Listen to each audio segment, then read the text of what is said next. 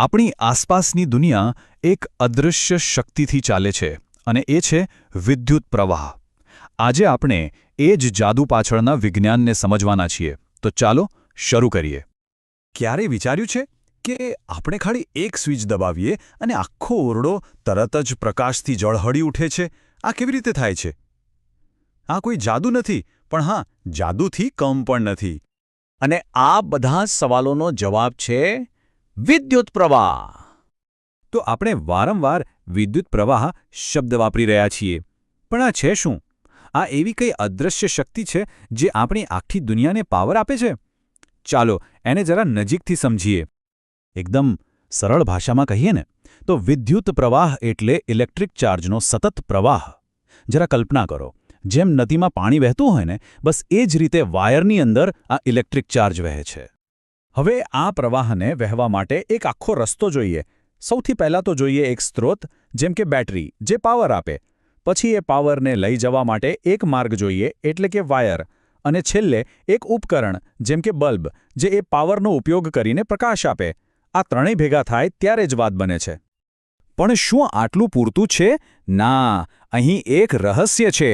આ પ્રવાહ ત્યારે જ વહે છે જ્યારે એનું જોડાણ, એનો રસ્તો એકદમ પરફેક્ટ હોય. ચાલો આ પરિપથના રહસ્યને ઉકેલીએ. જુઓ, અહીં બે સ્થિતિ છે.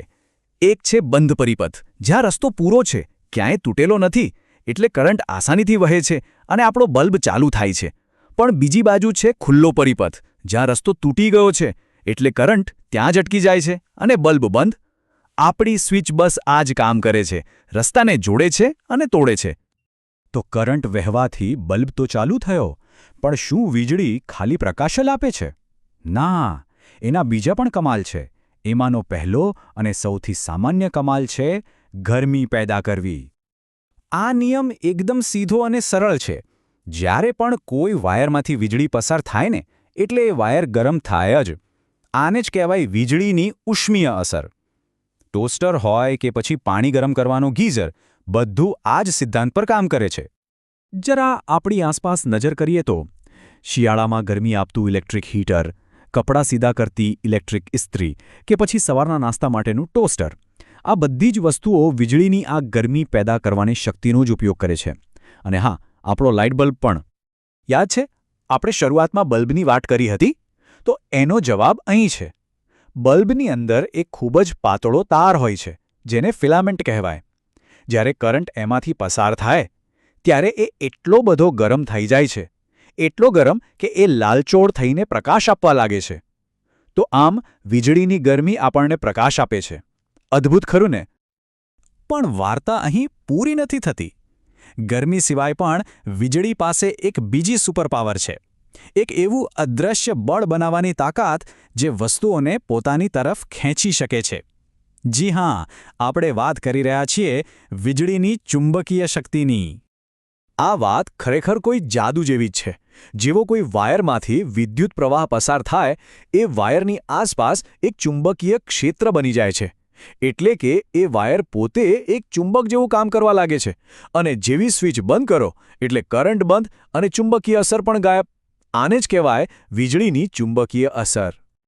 અને આ જ જાદુઈ અસરનો ઉપયોગ આપણે ક્યાં કરીએ છીએ?